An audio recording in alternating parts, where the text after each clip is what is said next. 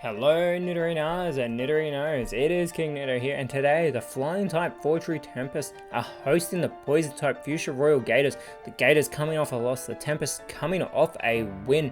Let us know in the comments below who you think will win this match. Will it be the speedy type Tempests, or will it be the well-rounded type Royal Gators? Let us know in the comments below. Let's get this one on. 3, 2, 1, go! Our Flying types Fortree Tempest are the quickest side in the PokeType League, as Toxicroak and Sneasler, two fighting Poison types, start out for the Fuchsia Royal Gators. It's Noivern and Flamigo starting out for the Fortree Tempest.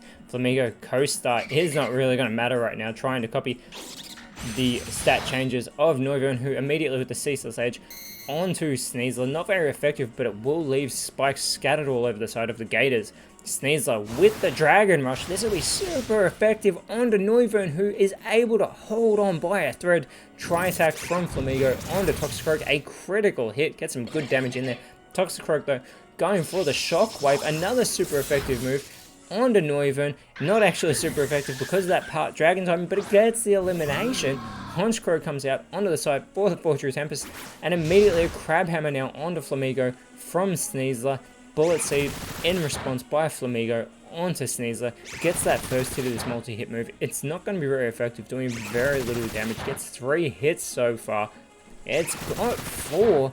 Only able to get 4 of that not very effective move. Slowing down the field of play a little bit at the moment, but Toxicroak now going for the Phantom Force. It's going to vanish instantly from the field, but this is a great start for the Royal Gators, as Honchkrow, another try-attack is attempted, but Toxicroak is able to avoid it this time as Sneasler going for the Dire Claw onto Honchkrow.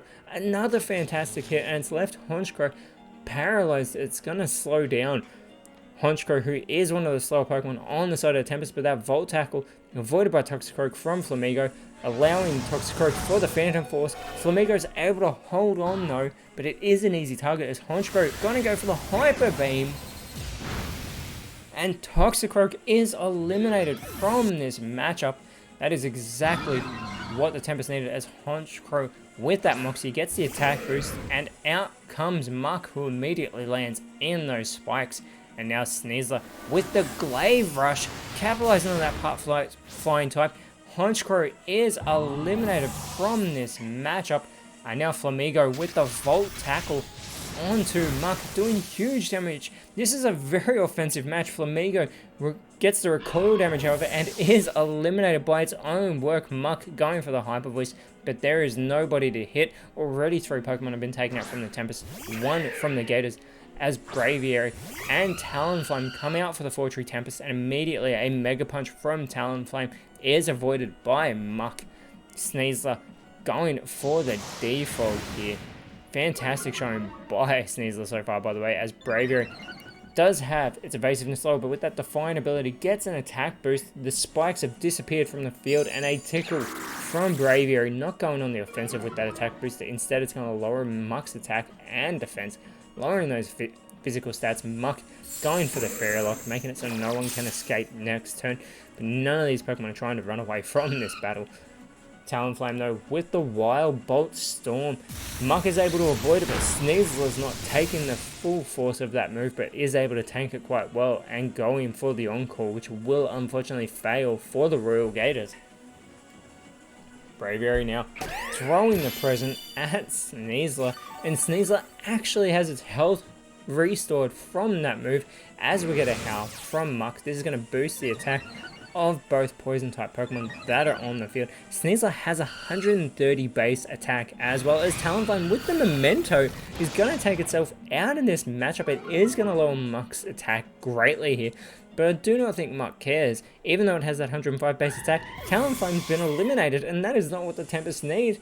As Sneasler with the Ice Punch onto Braviary, super effective, but Braviary just holds on, going for the Strength, gets the elimination of Muck. A fantastic response by Braviary, as out comes Iron Jugulis for the Tempest, and it is Overquill for the Royal Gators, and a Terra Blast from Sneasler onto Iron Jugulis. Iron Jugulis able to tank that hit, and is going to go for the Nightshade on the Poison Fighting type. Gets a good hit in there Sneasler doing so well in this match, but a Sludge Bomb from Overquill is going to take Braviary out as Iron Jugulus is all by itself against 4 poison types. A Sand Tomb is avoided because it will not affect the flying type, allowing Iron Jugulus to go for the Kowtow Cleave onto Overquill, but it's not very effective. Overquill takes that hit, going for the Blizzard.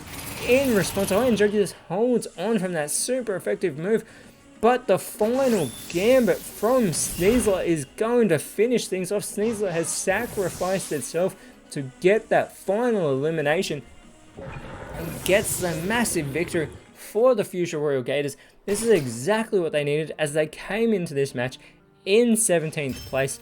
They have beaten the Fortree Tempest and moved themselves all the way up to 10th, and they're going to have an even bigger challenge next round when they take on the Heart Home Spectres, whereas the Pony Timbers will be the ones facing the Fortree Tempest next round. I cannot wait for either of those matchups, but until then, Nidorinos, thank you so much for watching.